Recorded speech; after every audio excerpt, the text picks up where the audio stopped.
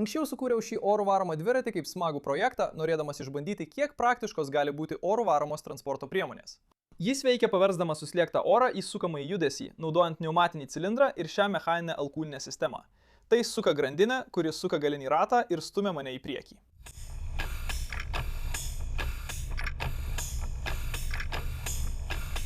Ir tai veikia gana gerai, bet buvo keletas problemų. Pirmiausia, pagrindinė alkūninė ašis naudoja 8 mm skersmens varžtą su petimi, o konstrukcija reikalavo, kad M6 sriegio dalis būtų apkrauta, kas neatlaikė net pusės cilindro vardinės slėgio. Nuo tada aš pakeičiau jį 10 mm varžtu su petimi ir dabar sriegio dalis nėra apkrauta. Tai reiškia, kad ploniausios dalies skersmuo iš esmės padvigubėjo ir dabar turėtų atlaikyti visą cilindro jėgą esant 100 psi slėgio.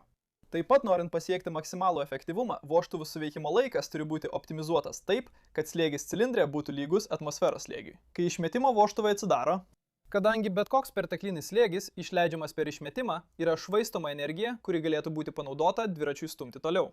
Tam man reikia arba keisti vožtuvų suveikimo laiką, priklausomai nuo įleidžiamo slėgio, arba reguliuoti įleidžiamo oro slėgį ir turėti pastovų vožtuvų suveikimo laiką.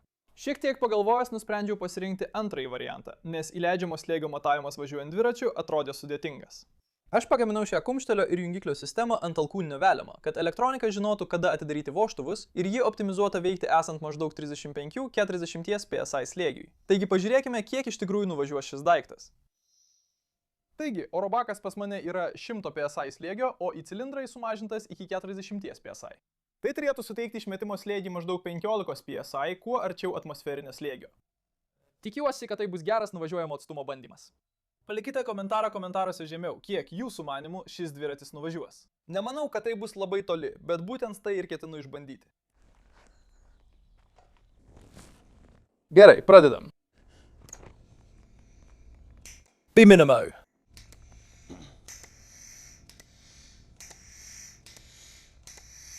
Geras startas.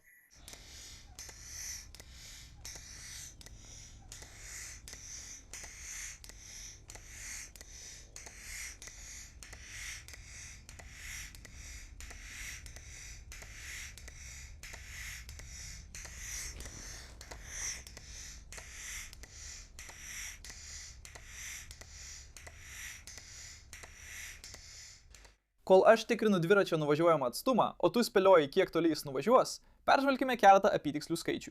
Galinėje dviračio dalyje esantis bakas talpina 24 litrus ir yra pripildytas iki 100 psi manometrinio slėgio. Manometrinis slėgis reiškia, kad matuojamas slėgis naudoja atmosferos slėgį kaip atskaitos tašką.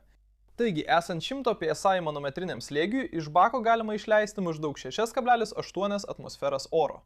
Tai reiškia, kad bakas saugo oro kiekį prilygstantį 6,8 kartus jo tūriui esant atmosferos slėgiui, arba 163,2 litrus atmosferinio oro. Kiekvieną kartą, kai stūmoklis atlieka pilną ciklą, oro užpildoma maždaug 0,4 litro tūrio erdvė. Dabar svarbiausia dalis, į kurią reikia atkreipti dėmesį, yra išmetimo slėgis. Jei oras išeinantis per išmetimą yra 1 atmosferos slėgio, kiekvienas ciklas sunaudos 0,4 litrus iš viso. 163,2 litrai. Iš viso gaunasi 408 ciklai. Bet jei išmetimo slėgis yra 2 atmosferos, kiekvienas ciklas sunaudos dvigubai daugiau oro, todėl nuvažiuojamas atstumas sumažės per pus. Paskutinis dalykas, kurį reikia apsvarstyti, yra minimalus slėgis, kuriuo dviratis gali važiuoti, nes vis tiek reikia tam tikros jėgos, kad mane stumtų į priekį. Dar neišbandžiau minimalaus slėgio lygio lygiame kelyje su naujų žvaigždučių perdavimo santykiu, bet tarkime, nustatykime minimalų slėgį, sakykime, 1,5 atmosferos. Atėmus tai iš apskaičiuoto tūrio, gauname iš viso 127,2 litrus atmosferinio oro, kurį galima išleisti per išmetimo vamzdį. Padalijus tai iš 0,4 gauname apytikslį ciklų skaičių – 318. Dabar kiekvienas stūmoklio ciklas pastumia dviratį iš viso 2,15 metro. Todėl labai apytiksliai nuvažiuojamą atstumą galima apskaičiuoti kaip 684 metrai. Taip. Tai tikrai visas bakas išnaudotas.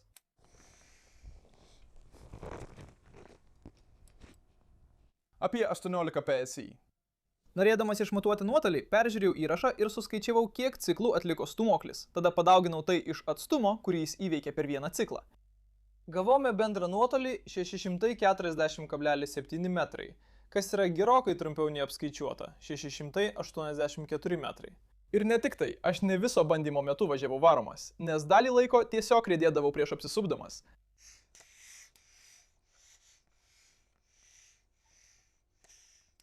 Tai reiškia, kad cilindras iš tikrųjų atliko tik 263 varomus ciklus, arba 565,5 metrus. Tai reikštų, kad išmetimo slėgis buvo šiek tiek didesnis už atmosferos slėgį, arba išsiplėtęs cilindro tūris yra šiek tiek didesnis nei aš apskaičiavau, nes neturiu galimybės tiksliai to išmatuoti. Bet kuriuo atveju dviratis nuvažiavo 640 metrų, tikriausiai ėjimo greičiu. Pažiūrėkime, ar jis važiuos greičiau. Gerai, beik yra 100 PSI, bet reguliatorių visiškai atidariau, todėl į cilindrą tiesiai pateks visas 100 PSI slėgis. Nesu tikras, kaip greitai tai važiuos, bet tikiuosi, kad tai suteiks daug sukimo momento galiniam ratui. Priežastis, kodėl sakau, kad nežinau, kaip greitai tai važiuos, yra ta, kad yra maksimalus oro srautas į cilindrą ir iš jo. Tikrosios įleidimo ir išmetimo angos cilindre yra gana mažos. Bet jei galėsiu perduoti daug sukimo momento galiniam ratui, tuomet jis turėtų mane gana gerai pagreitinti. Gerai, pirmasis bandymas su 100 PSI. Sukryžiuoju pirštus, kad nesulūžtų.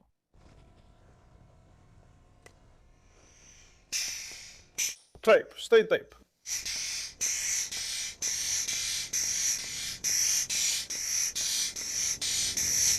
Tai turi daug galios.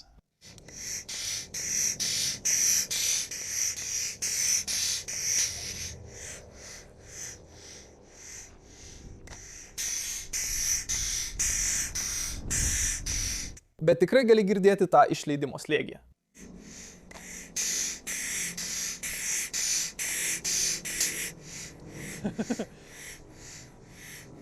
Taip, išleidimo slėgis yra labai didelis, kai varai jį tokiu slėgiu.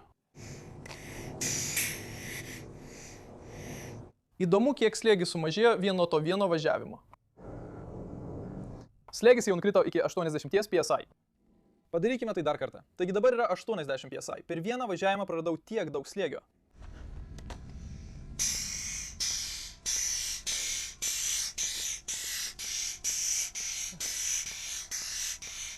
Vėl mane pametė.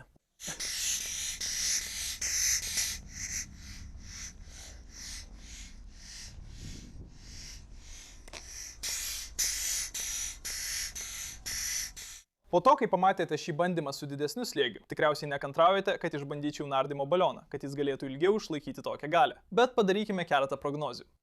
Esant 100 PSI tiekimo slėgiui, kiekvienas ciklas sunaudoja maždaug 1 litrą oro esant atmosferos slėgiui. Aš šiek tiek paieškojau internete ir didžiausias nardymo balionas, kurį radau, buvo 20 litrų, kurį galima pripildyti iki 230 barų, arba 220 kartų didesnė už atmosferos slėgį. Tai sudaro iš viso 4540 litrų atmosferos oro. Padalijus tai iš oro kiekio reikalingo vienam ciklui ir padauginus iš atstumo nuvažiuojamo per ciklą, gausime apie 9,5 km arba 5,6 mylias. Dabar tai skamba gana gerai, tiesa? Tačiau tai dar ne visa istorija, nes 20 litrų talpos balionas, skirtas 230 barų, nėra lengvas. Tuščio baliono svoris yra 23 kg. Ir ne tik tai, oras laikomas tokiame slėgyje sveria maždaug 5,5 kg, todėl bendras svoris siekia 28,5 kg. Taigi, taip, aš tikrai neskubu tokio įsigyti artimiausiu metu. Taip, su aukštu slėgiu važiuoti daug smagiau, bet kaip ir su bet kokia transporto priemonė, kuo daugiau galios naudoji, tuo mažesnis nuvažiuojamas atstumas.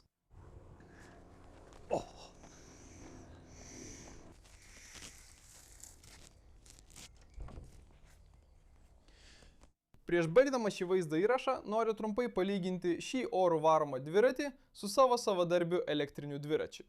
Šio orų varomo dviračio gale esantis oro bakas sveria apie 10,6 kg ir leidžia nuvažiuoti 640 metrų.